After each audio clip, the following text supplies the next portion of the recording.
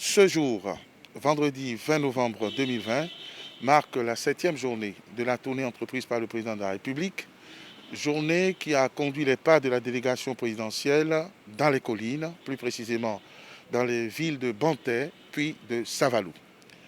Au-delà de la pédagogie habituelle du président de la République, il a été de nouveau question de pardon, de réconciliation. Et pour cause, nous étions à Bantais où les populations ont souhaité le retour de leurs frères, de leurs fils. Ça a été l'occasion pour le président de la République de confirmer sa disposition et sa disponibilité au pardon. Nous sommes même allés au-delà puisque le président de la République a parlé de renaissance des Béninois. Il n'a pas été question de résurrection puisque nous n'étions pas morts, mais de renaissance, c'est-à-dire le citoyen, le Béninois de type nouveau dont il a exalté le patriotisme une fois de plus. Cette renaissance appelle évidemment le pardon, la réconciliation. Mais le pardon et la réconciliation ne se feront pas au mépris ni aux dépens de la reddition de comptes, de la justice. Pardon, oui, justice d'abord.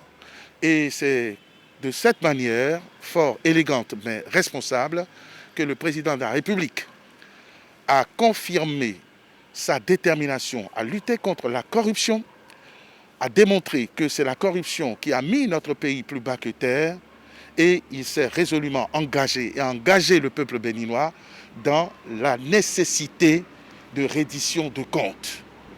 Une fois les responsabilités situées, une fois que le pécheur aura confessé son péché, pour ne pas dire son crime, alors peut-être que le pardon sera concrétisé par les pouvoirs conférés au président de la République par notre Constitution, c'est-à-dire la grâce.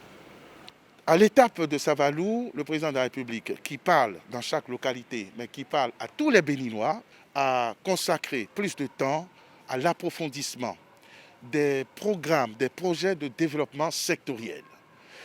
L'étape de Savalou a permis de revenir sur tout ce qui a été mis en œuvre pour ramener l'eau potable aux populations. Savalou est un exemple de sinistre qui est en train de s'améliorer.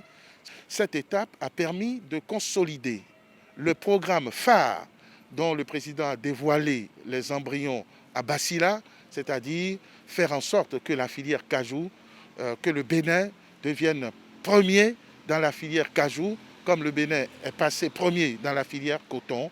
Et Savalou est l'une des capitales, pour ne pas dire la capitale du cajou, après Bassila et toutes les collines d'ailleurs pour cette culture.